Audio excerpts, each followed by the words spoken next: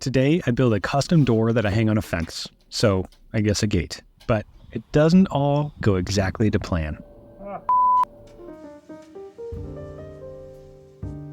So if you have a yard, you probably have a fence. And if you have a fence, oh, geez, Ginger.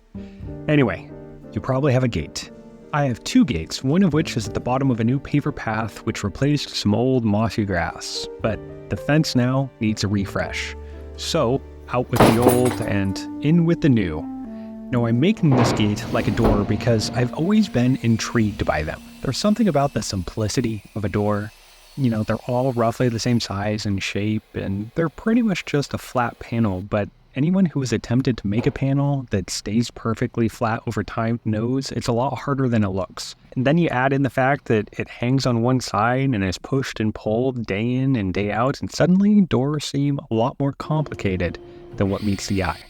Speaking of eyes, what you've been watching me do is break down some 2x6 cedar into parts that will make up the frame. Now, I'm not just using any old cedar here, I'm using clear vertical grain cedar, which is a quarter sawn material, so it's a straight grain and it has very little to really no knots in it.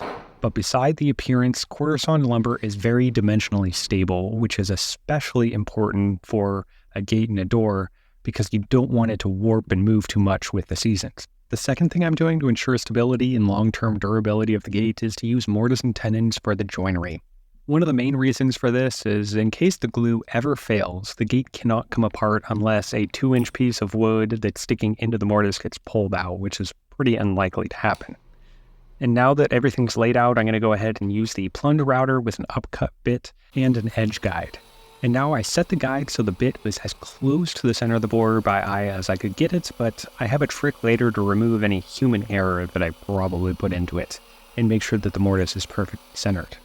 But first, when making mortises with a router, you want to stack two boards together like I have here to give the base a little bit more stability so it doesn't accidentally tilt as you plunge down.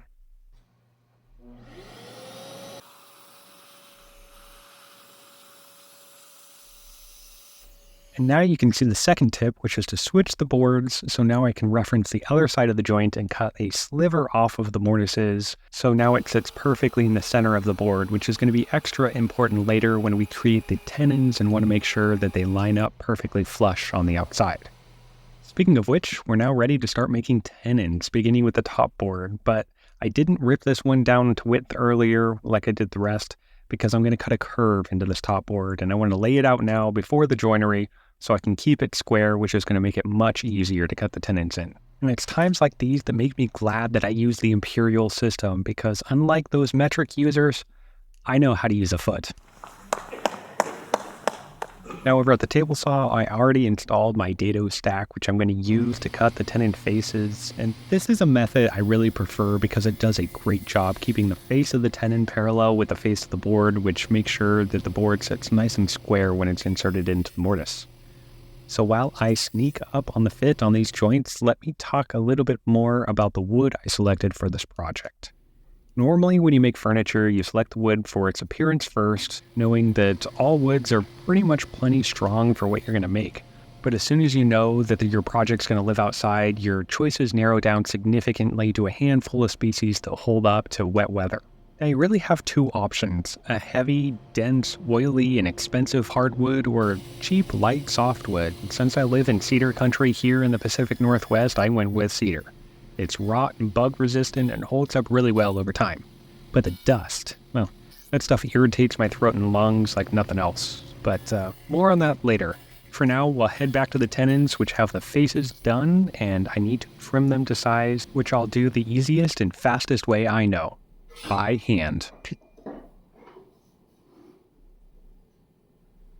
I start by making a simple cut that's almost perfectly straight down my line, followed by 3 more cuts to clear out all of the waste. Now I'm doing these 3 cuts so that the saw can track straight along the curve and doesn't dip down and mess up the face of the board.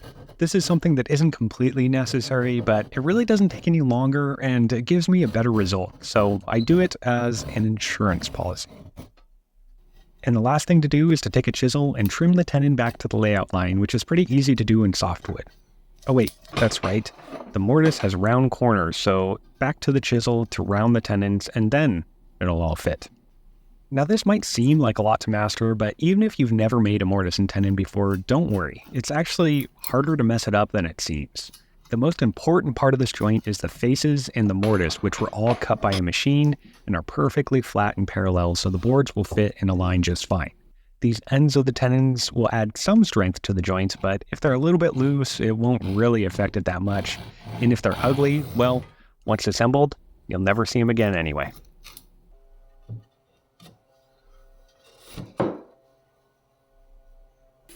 With that, the joinery is done, and the next step is to cut the curve on the inside of the top rail. And for this, I'm going to trim off most of the material with the bandsaw and then smooth it all out with a sander.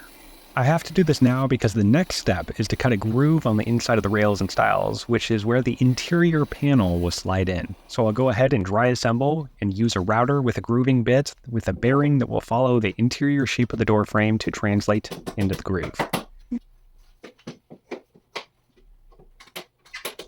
So you notice routing causes a lot of dust. And while I love the smell of cedar, the oils plus the dust itself just is really harmful on your throat and on your lungs. And if you've watched my videos before, you'll know that I've always worn one of these respirators, which is a really great dust mask, but this rubber seal, especially when it's hot, it gets really, really sweaty and kind of uncomfortable to wear, which is why I've switched over one of these Basecamp Pro M masks. This thing has a head strap and the one that goes around your neck, which makes it super comfortable to wear for long periods of time. It doesn't put a lot of pressure on your nose like other masks in this same style. It's lightweight, breathable, and really, really comfortable. So if you're interested in getting a Basecamp mask like this, there's a link down in the description, and use the code Keaton10 for 10% off your order. Thanks, Basecamp. And now that the routing's done, it's time to clean up so I can start cutting the pre-made tongue and groove cedar for the interior panels. This stuff is great because the boards will lock together in the groove so the boards won't bow, causing any gaps to form in the door. And the lower panel is easy enough because they're all the exact same length.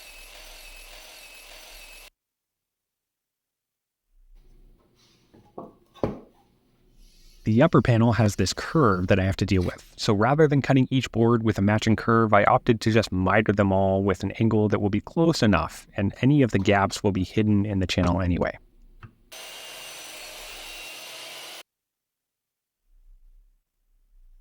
And now it's time for a little pre-sanding before dry fit, which gives you a look at how the tongue and groove locks together to form one big panel that's free-floating so it can expand and contract with the seasons, without relying on glue joints that might fail. But as I'm putting these together, I see I have a bit of an issue. The boards weren't quite wide enough to fill the whole space. Now, I could cut the tongue off of one board and put that in place, but it would shift everything so it was off-center, and I didn't want that. So instead, I'm going to head over to the table saw to rip a sliver off of both sides, taking the tongue and the groove off of a single board so that I get the spacing just right.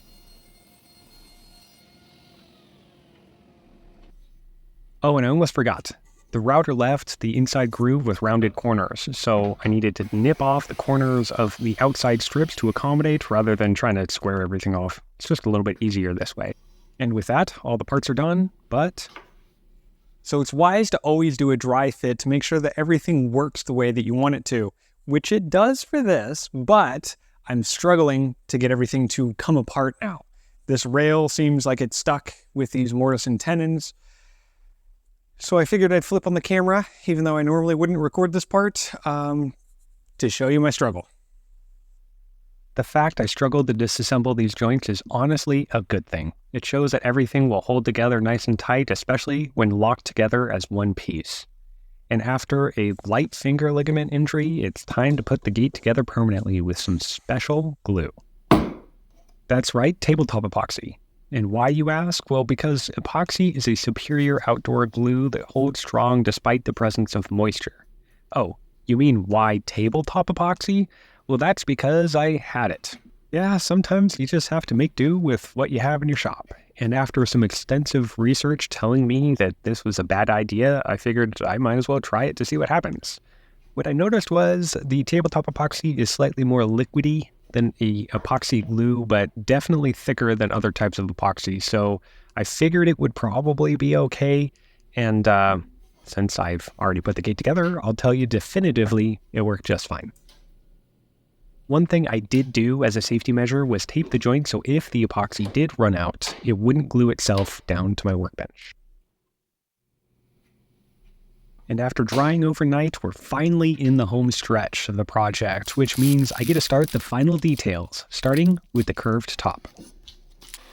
Since the gate was now way too heavy to wrestle through the bandsaw, I opted to use a jigsaw to remove the bulk of the material and then brought everything into the line with a handheld belt sander.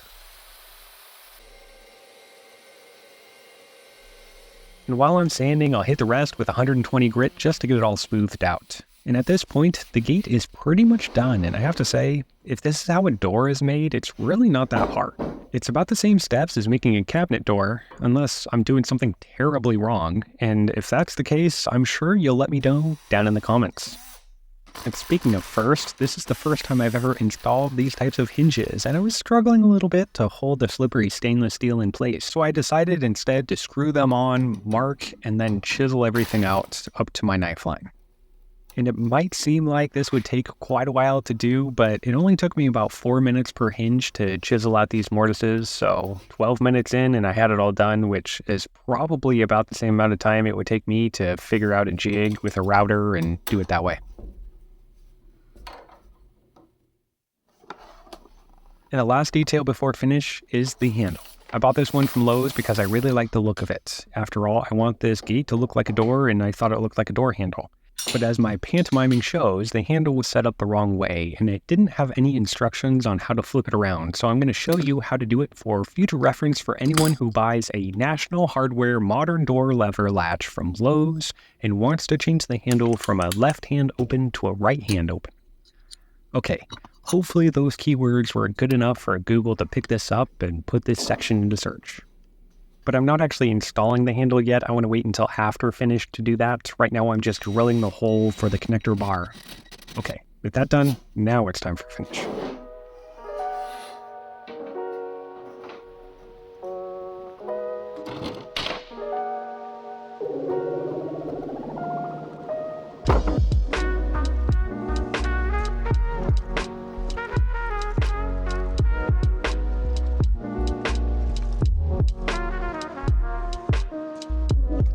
With the gate ready, it's time for install, but this old fence needs a bit of a facelift before we can get started. So rather than show you that whole process, we'll just do one of these. There, that's much better. Whenever I'm doing something for the very first time, I always go into it with a definite plan, and since I've never hung a door before, my plan was to put a spacer piece under the gate to hold it at the right height, and then use these quick clamps to pin the hinges in place so I can mark for the mortises, which didn't work at all. So I had to go ahead and call in the big guns for some help.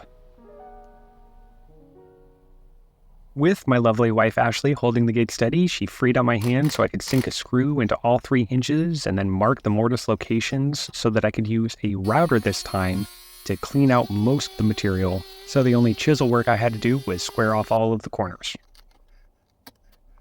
So while I finish up mounting the hardware, I'm going to jump back to the idea that started this video, my fascination with doors. While I do find it fun to tackle technical challenges, there's really more to it.